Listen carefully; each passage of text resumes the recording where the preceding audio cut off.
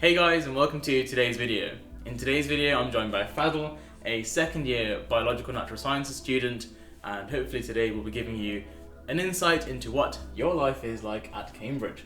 So in addition to talking about your academic life here, I think it'd be quite nice if we can talk about other things you get up to. You are in the JCSC, aren't you? The Jesus College Student Union, a pretty important organisation. So Fadl, very quickly, could you tell my viewers whereabouts you're from? Because I'm from London and, I'm really bad with accents. Yeah. I think you're somewhere from the north, whereabouts? Yeah, so, people have thought I'm from everywhere. Like, I get Manchester, Liverpool, Scotland, yeah. So I'm from a little town called South Shields. It's Okay. about sort of 5-10 miles outside of Newcastle. And I've actually been quite fortunate that at Jesus there are a lot of people from the northeast. Yeah. So each college has like a link area where it does outreach work. Right. And Jesus' link area is the northeast. So. Oh, wow, okay. So did you like maybe come down once in a while? Yeah, so I was really lucky to have had the opportunity to come down on open days, trips, and just get like a chance to see Cambridge. Yeah, when you come up, it's just a nice thing to see what's around here, and it's kind of inspirational, isn't Yeah, it? exactly. Yeah, like it's not the most accessible place just in terms of transport even. Yeah. But like to get the opportunity to come down and see, it's like a nice thing. So Yeah, and it motivates you as well. yeah, it really does motivate you. When I first came here, I didn't really know about the place that much, but when you see it, it's just like, right, I want to be here. Yeah, exactly. Yeah. Like when you see it, it's a different feeling, isn't it? Like, if it's right for you, then you Yeah. need it, you know. So you're from Newcastle, and going to second year biological natural sciences. What is natural sciences going like? Because I know last year you did computer science. So you're a very scientific man. But tell us more. Yeah. Maybe if you talk about your computer science first, and then why you decided to get into natural science. That'd be quite good. So yeah, the really good thing is once you're here, it's really easy to sort of switch between subjects if you find that what you do isn't for you. So initially last year I started off doing a computer science degree and I did a full year of computer science. And by the end of it, I was a little jaded with the subject, and it just didn't match up with what I wanted. So I thought I'd switch subjects, and it was a really smooth transition for me. Right. Yeah. I just met up with the directors of studies from my old course and my new course.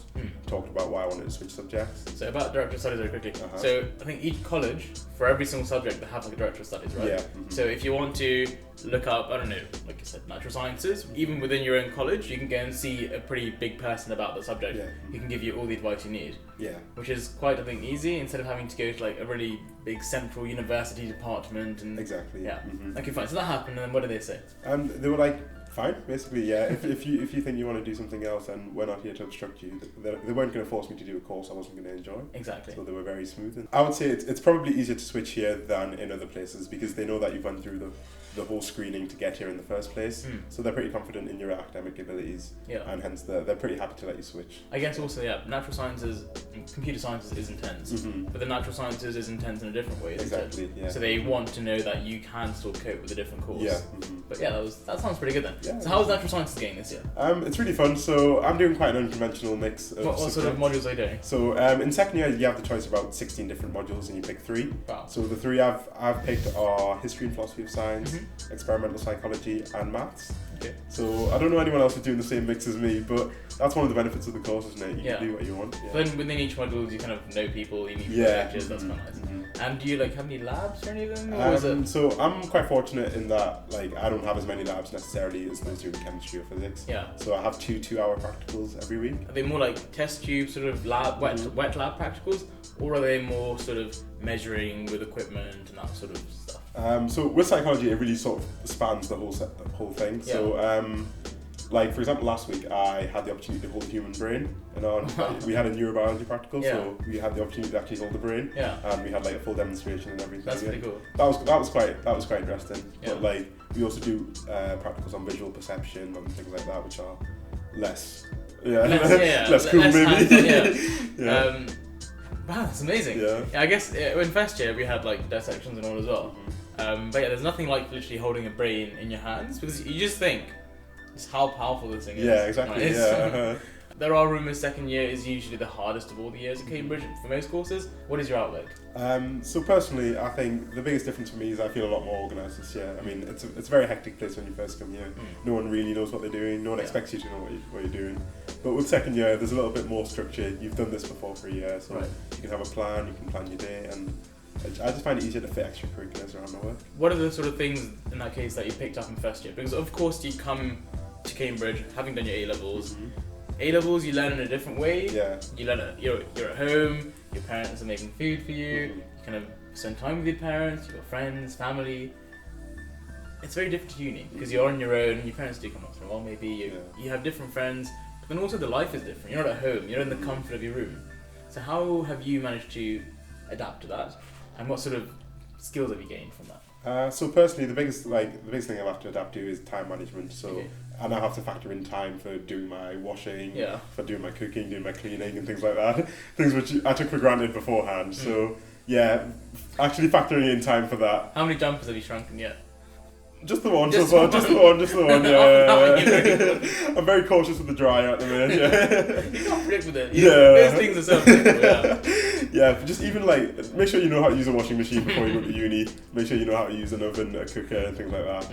But yeah, I think I've also had like practice cooking a lot as well, so yeah, it's a lot cheaper to make your own meals than it is to eat in a cafeteria. Brilliant. So time management, how did you go about developing time management? You have your sort of chores that you said you had to develop, but in terms of work, how did you develop like a good work ethic?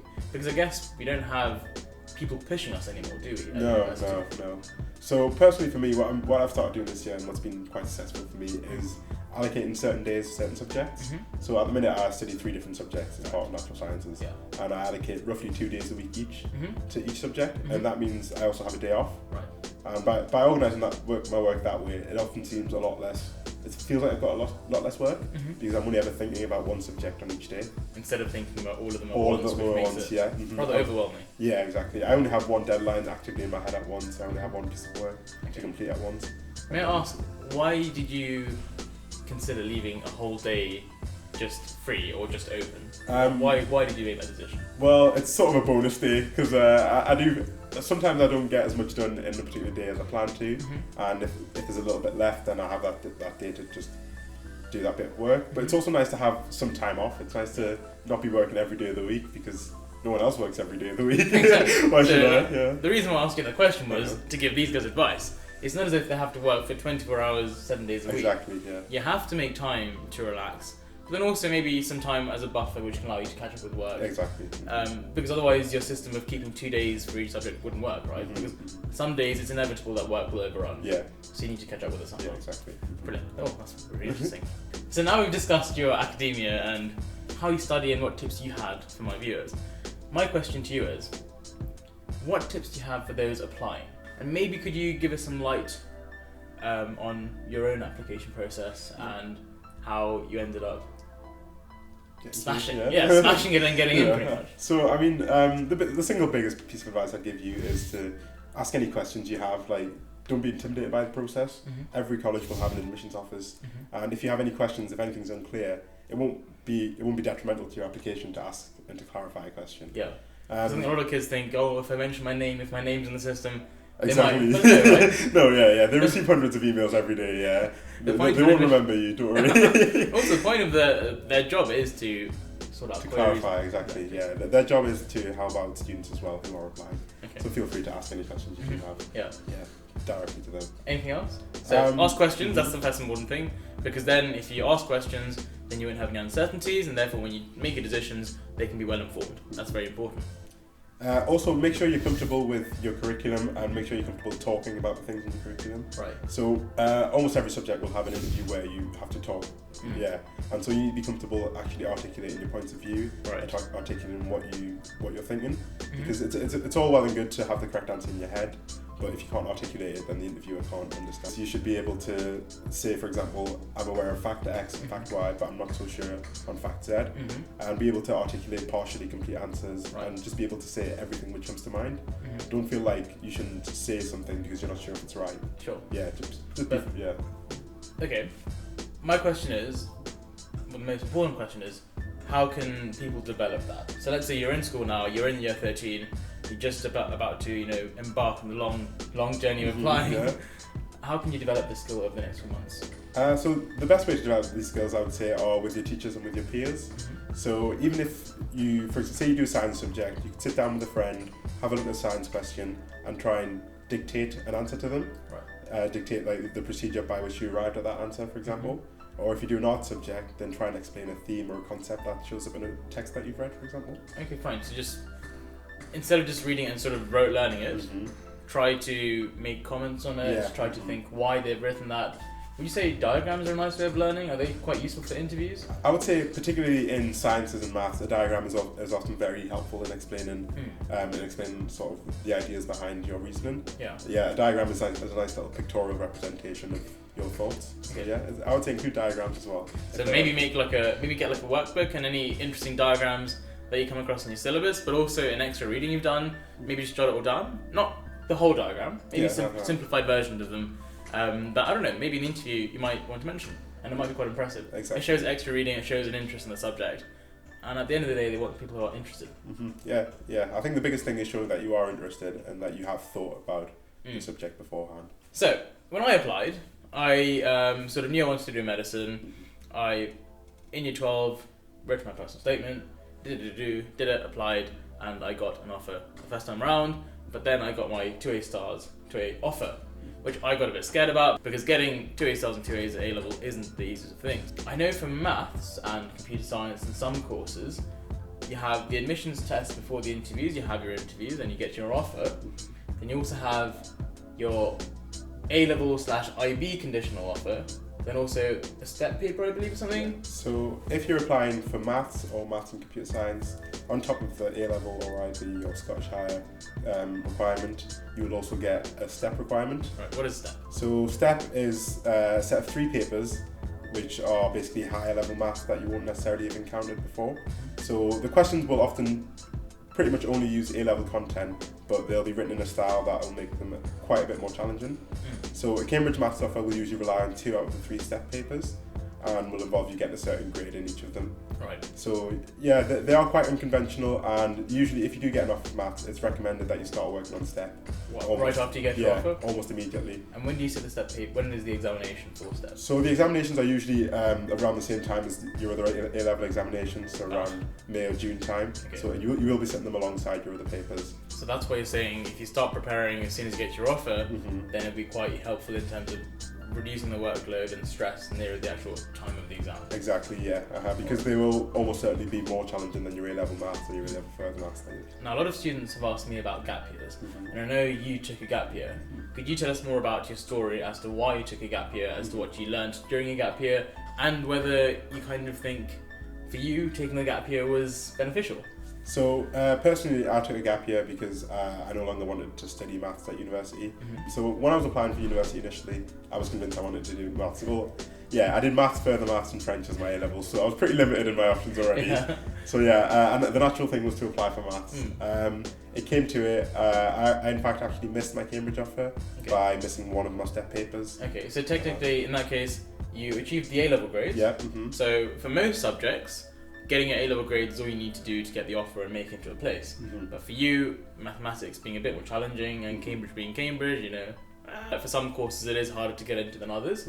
But then again, what happened then? So I'd been questioning whether I wanted to study maths all year, and So even after you'd applied, and just during the application process after you'd submitted to UCAS, you then in hindsight thought, do I actually want to do maths? Right? So yeah, I kind of felt like I fell into the trap of applying for maths because that was 2 of my 3 subjects. Right. I didn't necessarily consider what the alternatives on the table were. So I never considered subjects that I'd never done before, for example. And it just felt like maths was the obvious option of what to go into. So I held an insurance place at Durham who were willing to accept me if I wanted to go. But obviously I'd been having these doubts for a while, and I thought, there's no rush to go to uni. I'll take a year out, I'll get some money, get some experience, and then I'll try and find a different course that I might be a little bit more interested in. So you, in hindsight, really appreciate the fact that you chose to go with your actual feelings because you realise, okay, I don't like maths anymore. Durham is still one of the best. Yeah, exactly. Yeah. So you can still study at a really good place, but then you realise, no, if I'm not going to enjoy it, then there's no point spending 3 years of my life doing it. Exactly. Yeah. Okay, so then what happened? So you finished your A levels. You were, making some pretty good dosh, I'm imagining, working hard, making money, and then what happened? Yeah, so I did apply the following winter for computer science. Right. What inspired you to do computer science? Because it is, I can see how it's mathsy, but it is kind of different in terms of, like, just what it is. What it is. Obviously, it's a different subject. Yeah. So what inspired you to follow that? I began programming over the summer, so I began to learn how to program, and it was actually quite a lot of fun. It's something I still do quite enjoy, and I'd consider it as a career. and obviously programming is quite tightly related to a computer science degree, but they do have their differences in that at some universities, in particular Cambridge, they take a lot more of a theoretical approach to computer science, and it might not necessarily be as practical as it might be at other universities. So again, another thing to look into. Maybe one day, having done computer science for a year, you can give us a tour of the computer labs. Yeah, Maybe if you have some time, I know you're busy, but fine. So you did some coding, got interested in computer science. Then what you reapplied to Cambridge, obviously, but why did you think you could reapply? Why did you want to reapply? So I thought if I'm going to apply for a course, I may as well apply to the best places that offer the course. Yeah, and I did speak to an admissions tutor, and she mentioned the fact that if you do choose to reapply, then your previous application isn't on the record anymore. They don't hold them. All right. So it was just a fresh start. It was a fresh application, new interviewers. And would you say that's important advice to my viewers? Because I know there are some viewers, and even some who might watch this video, who maybe have applied once and similarly missed their offer. And in your experience, you're saying there's no harm in reapplying if you actually really want to do the subject. Yeah, so I mean, if you do want to reapply, then you can feel free to do it, but you need to make sure you consider your alternatives properly. So if your insurance choice is still a fantastic university and you feel like you would enjoy going there, then don't be quick to discount it. Obviously, there are no guarantees in reapplying, but for me, the main reason I reapplied is because I was disillusioned with the course. And so even if I hadn't got into Cambridge the second time, I would have been happy wherever I went. Yeah, because I would have been doing something that I enjoyed more than the original option. And the second application round, was that, would you say, a bit easier because you kind of knew how the process worked? It was a little more familiar, I would say. Yeah, obviously the interview was still a challenge. Tough, the interviews are never easy because they're always meant to push your knowledge, right? Exactly. The interviews will always be scaled towards your ability. So if you're some kind of genius in maths, for example, then they'll ask you a question that you still can't answer. They'll ask you an unsolved question, for example. But, they might give you one of their research problems. And if you give them an answer like, well, there's that paper sorted. So the interviews will always be scaled to your ability and will be designed to challenge you and to push you to a point that they believe you can reach. So you'd say that there are never, as in there could be like an easy interview, but you'd say the point of an interview is to actually test your knowledge and to sort of see how you think and how you think about unfamiliar topics. Yeah, exactly. That's exactly the purpose of an interview. It's to push your knowledge and see how you think in unfamiliar scenarios. Again, think about it, guys. There's no point trying to go and find out past interview questions and memorize the answers to those. Maybe talk to people who applied and ask them what sorts of questions they got asked. But then don't try and waste your time actually seeing what those questions were. See how you can actually learn to think broadly, to think outside of the box, and actually apply your knowledge to new situations. And if you try and develop that over the next few weeks and months, then that's going to prove more helpful than just knowing the answers. Because who knows? They might suddenly realise, the admissions office might realise a lot of kids know the questions. As soon as a rumour comes in, they'll change up the questions. Yeah, exactly. So you'll come in thinking, I know all the questions, and you might get a completely different list of questions. So don't try and do that. Now, okay, enough about work. We know about you. You're pretty clever, amazing. But what do you do outside of work? So you are on the JCSU. Tell us more about that. It's very interesting. What do you do? And tell us more. So at Cambridge in particular, every college has its own student union, and we have a university student union. So I'm part of the JCSU, which is the Jesus College Students Union, and we do quite a few different things. So the biggest thing we've had to do recently is organise Freshers Week. So we have a whole team of people. We have about 15 or 16 of us, and we ran all the events in Freshers Week. We greeted all the freshers, directed them to their rooms, hosted quizzes, hosted tours of college and things like that, just to help get everyone integrated. From what I noticed, you guys play more of a role in that than the actual academic staff do? Yeah, so Freshers Week is almost an entirely student-run enterprise. Why is that nice, do you think? So I think it's really nice because students often have a better perspective of what freshers want when they come to university, of what's new, what's concerning, what's worrying about university, than necessarily academic staff would have. Then a big scary professor telling them to do that, telling them to do this, whereas from us it's like, because you can relate to exactly, it's a lot more relatable, Ed and Jess, who were the two main people involved in organising it, it ran very smoothly, I have to say. Everything did run fantastically smoothly. And did you cater, I know when people come to university, a lot of people have different opinions, different requirements, in terms of some people don't drink. Yeah. I know in some universities, Freshers Week is has a reputation of being very alcohol based, but would you say that nowadays, as more and more students choose to not drink, there was lots of catering for those who didn't drink, for those who appreciate some activities more than others, and all of that? Would you? Yeah, so we actually do put quite a lot of effort in making sure that we have alternatives if you do not drink, and none of the events are necessarily focused around drinking. So we do have things like bar quizzes, we have little forums, film nights, all of that ran during Freshers Week for people who didn't fancy partying, for example. Yeah, because I think partying is not for everyone, but you know, the UK's for everyone. That's yeah, amazing. Exactly. That's the thing. Yeah, we are here to care for everyone, because some people do want to have a party, and that was an option. Some people would rather watch a film. Yeah, that was an option. I think the nice thing about that as well, also I remember, is by having these different activities that different people favour, you very quickly find people who are similar to you, and you very quickly make friends. I don't know how I don't know how this JCC thing does it, but you guys are just amazing at sort of allowing people to meet new people, make friends, just build bonds really early on. Yeah, because university is a new place, you don't know many people, it's a very unfamiliar area. But you guys are doing a fantastic job. Yeah, we try to, obviously by organising these types of events, as Sen said, you get to meet people who are most similar to you, and hence you make friends quite easily. I'm a communications officer, and my role often involves replying to quite a lot of emails, to be honest. So a lot of students with queries about internet, about their Wi-Fi, about their computers, about their emails. Trust me, it's difficult. Like when I came, I had to use my mobile data for like 2 days because I just didn't know how to do it. When the university had like really nice adverts and like step-by-step guides, and I was like, I wish I had that. So obviously a lot of it's very confusing. A lot of the tech stuff is very confusing. So I just try to explain things in quite an easy manner. I do a lot of posts on the Facebook page explaining how to connect to Wi-Fi, connect to Ethernet, things like that. And also, if anyone has any trouble setting up their emails, they could email me. They could message me on Facebook, and I would reply. Because it's these basic things which actually are quite important to have a good start to the year. Because otherwise, if you don't have, let's say, have your email set up on your computer, then you have to go through the internet to a website, log in, and that, like, these small things obviously just make on the broader scale of things, they do kind of affect your daily life quite a bit. It's best to get these things sorted out either before you come here or within the first week. And by sorting them out early, it just makes everything go through so much more smoothly. It means you don't miss any meetings because you didn't get the emails. And the last thing you want to do is actually miss meetings, because I feel as if when you're a student, but then you're dealing with pretty important people in terms of professors and teachers, and so I think they understand that you're a professor. But sometimes it's important to be professional and to try and get to places on time. So in terms of sports, you do netball, you also are on the football team. I also did powerlifting last year. I've tried to get involved in sport while I'm here, so as I'm in my second year now, last year I did powerlifting, which was quite a fun sport, but due to injury that's sort of taken a backseat at the minute.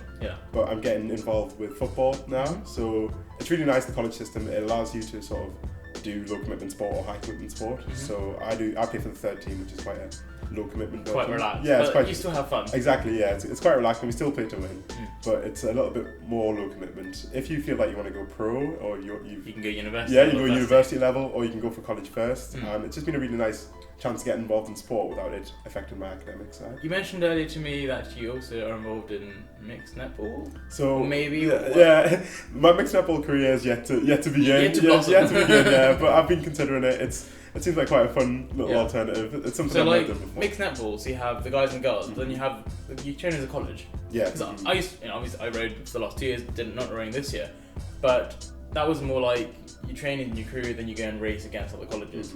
With mixed netball, is there like a varsity thing, like an intercollegiate thing going on? So it's intercollegiate, So I mean, all my knowledge comes from the Facebook group. I'm yet to actually go to training, but when I do eventually, it's an inter-college thing. So most colleges will have a mixed netball team, and we'll just play against them each week. That's pretty exciting. And if you were to talk about the best thing so far that you've experienced in Cambridge, how would you summarise the experience so far? I would say, really, I've just met a lot of fantastic people, to be honest. Like, there are people from all walks of life that have all ended up here. People from all around the world that I never thought I'd meet. Like, there are people from places I didn't even know existed. So it's nice to meet like a whole brand new set of people, as opposed to when you're back home, everyone is quite homogenous. So it's nice to have like a broad range of cultures, diversity, and things like that. Would you say Cambridge is becoming more diverse? I know that's a bit of a hot topic. Other access schemes, I know the college especially Jesus, we have like a pretty well-developing access scheme. So I run alongside a friend. We run an email called Ask a Student, and it's Sam will show you it. Shall I? Yeah, I'll put a link here. Yeah. Put it also in the description down below. So Sam will post a link in the description, and it's sort of, if you've got any queries about Jesus College in particular, about studying at Cambridge, you can email it, and it goes directly to me and to my friend who's also on the student union. Is that David? Yeah, to David. Brilliant. Yeah, perfect. Yeah, so you can address me or David, and we'll sort of try and get back to you and answer any queries, because people are often reluctant to ask questions when they know it goes to a member of staff. Fair enough, you're scared to ask staff questions. Fadl and Dave will answer all your queries. And like we said earlier, it's really important that if you're thinking of applying, that you get your questions answered. And so these guys will help you put yourself forward in the best light possible. So what else did you do? So communications officer, you're on Ask a Student, play quite a few sports, less so powerlifting this year, more mixed netball. Are you considering anything completely different this year, or are you just going to keep those things, try and do them to the best of your abilities, do work, and maybe consider something next year? Yeah, so I'm thinking maybe for this term I'm going to take it quite relaxed, and I would quite like to get involved in maybe a charitable society as well, because Cambridge does have quite a big charity scene. There are a lot of charities that are involved with helping the homeless out, with even things like Amnesty or Save the Children. And it'd be nice to get involved in sort of a charitable endeavour and give something back to the community. Well, thank you so much, Fadl. No problem. If you guys have any questions, once again, there is a link in the description down below.